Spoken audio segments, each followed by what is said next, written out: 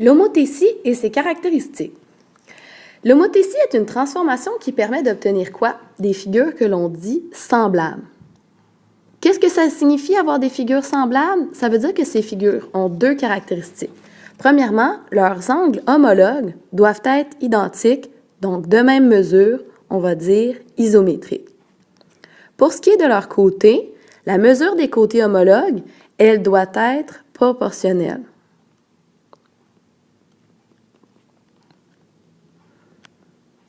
On avait vu déjà ces caractéristiques auparavant. Regardons maintenant le rapport d'homothétie plus en détail. On appelle le rapport d'homothétie K, ou on peut aussi utiliser le synonyme rapport de similitude. Et on peut le calculer de deux façons. La première façon consiste à utiliser les traces de la construction. Donc, on va regarder la distance entre le point O et la figure finale, et on va regarder la distance entre le point O et la figure initiale. Donc, on donne un exemple ici. Si on avait regardé le point A, ça serait la mesure de OA' sur la mesure de OA qui va nous donner le rapport K. Regardons un exemple en détail. Ici, trouve le rapport d'homothétie à partir des informations données.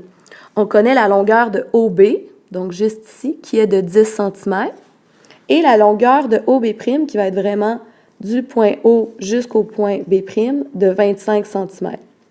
Donc, avec les mesures des traces ici, on peut déterminer que K va être égal à la mesure de OB' sur la mesure de OB.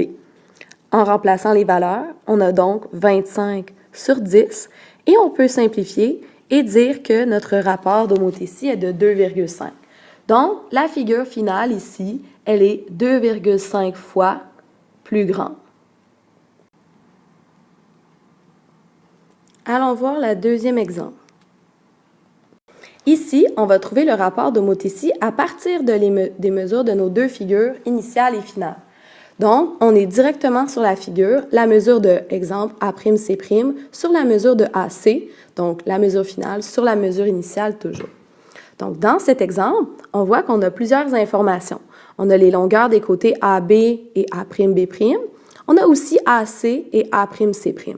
Donc, on devrait obtenir le même rapport d'homothétie K si on utilise l'une ou l'autre des paires de côtés homologues. Donc, si je regarde pour A'C' et AC, qu'est-ce que j'obtiens? J'obtiens 6 sur 24. Donc, une fraction qui est plus petite que 1, je peux la simplifier d'ailleurs, je peux écrire 1/4. Donc, la figure finale, elle est 1/4 fois plus petite que la figure initiale. Si j'avais pris les autres mesures, si j'avais décidé de faire mon rapport K avec la mesure de A'B' et la mesure de AB, est-ce que j'obtiens la même chose? Ça devrait. Donc ici, j'ai A'B' qui est 9 et AB qui est 36. Donc, encore une fois, quand on simplifie en divisant par 9, on obtient 1/4. Donc, notre rapport d'homothétie est bien de 1/4. Maintenant, regardons ce qu'il en est pour le périmètre et les aires des figures semblables. En connaissant les mesures de figures semblables, on peut calculer rapidement le périmètre et l'aire de ces figures grâce au rapport de similitude et au rapport des aires. Pour le rapport des périmètres, ça va être égal au rapport d'homothétie K. Donc, c'est tel quel, je peux prendre le périmètre de la figure finale sur le périmètre de la figure initiale. Par contre, et c'est là que c'est vraiment important, parce que c'est différent pour les aires, on va utiliser le rapport des aires, qui est le carré. On voit qu'ici, on a rajouté un petit exposant 2. Donc, le rapport de leurs aires est égal au carré du rapport d'homothétie K2. Donc, lorsque je fais l'aire de la figure finale sur l'aire de la figure initiale, je devrais obtenir le rapport d'homothétie au carré. On va voir un exemple de chaque. Exemple, les deux cadres suivants sont semblables selon le rapport 7:3. Sachant que le périmètre du petit cadre est de 96 cm, quel est le périmètre du grand cadre? Donc ici, on parle de périmètre. Donc comme on vient juste de le dire, on peut utiliser le rapport K. Donc c'est ce que notre définition nous dit. Qu'est-ce qu'on a comme information? On sait qu'ici, notre périmètre de notre petit cadre est de 96 cm. Donc comme on a un rapport de 7:3, On peut dire que le 7 correspond à la grande figure et le 3 à la petite figure. Ça nous aide à placer notre proportion. Donc, notre proportion, on place nos deux barres avec notre symbole égal. Le rapport que je connais, c'est 7 pour 3. Qu'est-ce que je connais comme information? Je connais le petit périmètre. Donc, le petit périmètre doit être placé vis-à-vis le plus petit des deux nombres. 96 cm vient se placer ici vis-à-vis le 3, parce que nous, on recherche le grand nombre, le grand périmètre qui va vis-à-vis ici le 7. Donc, comment je résous cette proportion? Comme je le fais toujours depuis le chapitre précédent, je peux utiliser mon produit croisé, donc 96 fois 7, et je divise par le troisième nombre, j'obtiens la valeur de x. Donc, x va être égal à 96 fois 7 divisé par 3, ce qui nous donne 224 cm. On a donc trouvé le périmètre de notre grande figure qui est 224 cm. Deuxième exemple, les deux cadres suivants sont carrés et ils sont semblables selon le rapport K est égal à 1 quart.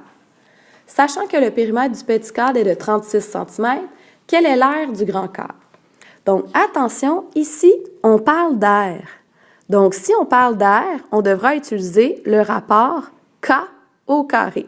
Donc, c'est vraiment important de savoir si on parle de périmètre ou d'aire pour savoir quel rapport utiliser. Donc, regardons les informations qu'on connaît. On sait qu'on a des carrés, qu'ils sont semblables. On sait que le périmètre du petit cadre est de 36.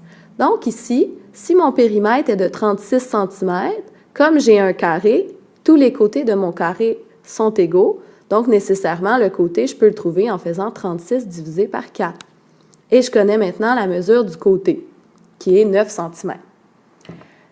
Ayant la mesure du côté, 9, je peux trouver l'aire du petit.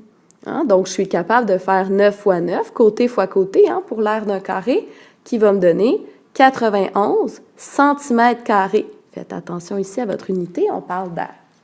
Donc, déjà, j'ai trouvé beaucoup d'informations et je n'ai pas encore fait ma proportion. Cependant, qu'est-ce qu'on cherche, nous? C'est l'aire du grand cadre. Donc, il faut faire attention. Là, on a trouvé l'aire du petit. On va pouvoir utiliser notre rapport, mais il faut le trouver d'abord. Donc, notre rapport K2, comment est-ce qu'on le trouve? On prend notre rapport K, qui est de 1 quart, et on le trouve avec un exposant carré. Donc, 1 quart au carré, comment je peux le réécrire? 1 quart fois 1 quart, c'est le même nombre multiplié par lui-même, c'est ce que l'exposant nous indique, ce qui va donc nous donner 1 pour 16, notre nouveau rapport K2. Avec ce rapport, je peux faire ma proportion. Donc, je sais que, nécessairement, la surface occupée par le petit cadre peut être contenue 16 fois dans le grand carré. C'est ce que nous dit le rapport des aires, 1 pour 16. Donc, je viens compléter ma proportion. Moi, je connais l'aire du petit carré, donc je viens placer vis-à-vis le petit nombre, 1. Donc, mon 81 cm², il vient ici.